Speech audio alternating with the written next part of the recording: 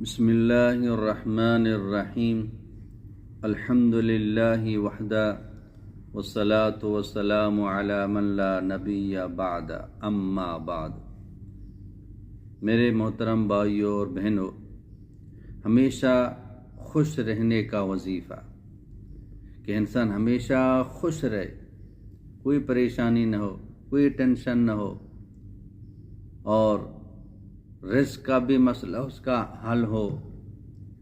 یہ نسخہ، یہ وظیفہ امام الانبیاء جناب رسول اللہ صلی اللہ علیہ وسلم نے بتا دیا۔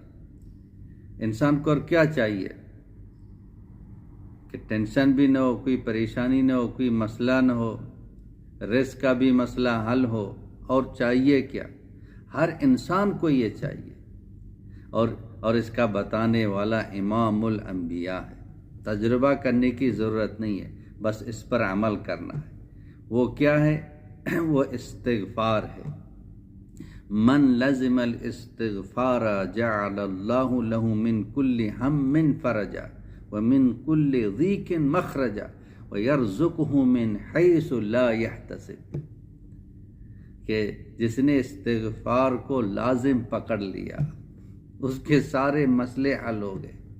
ہر تنگی سے اللہ اس کو نکالے گا، ہر پریشانی کو اللہ پاک ختم فرمائے گا، اور ایسی جگہ اس کو رزق دے گا وہ خیال و گمان بھی نہیں کر سکے گا۔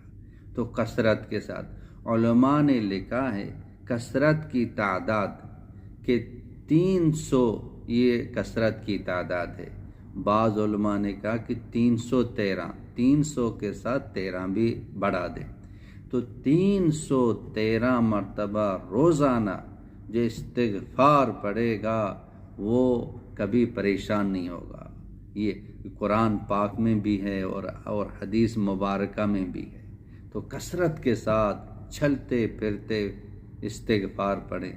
حضرت ابو ہریرہ رضی اللہ تعالیٰ عنہ روزانہ 12,000 مرتبہ استغفار پڑھتے تھے۔ نبی کریم سرور دو عالم صلی اللہ علیہ وسلم ایک روایت میں ایک مجلس میں 70 مرتبہ، دوسری روایت میں ایک ہی مجلس میں 100 مرتبہ استغفار پڑھتے تھے۔ ہم چلتے پھرتے خوب استغفار پڑھیں۔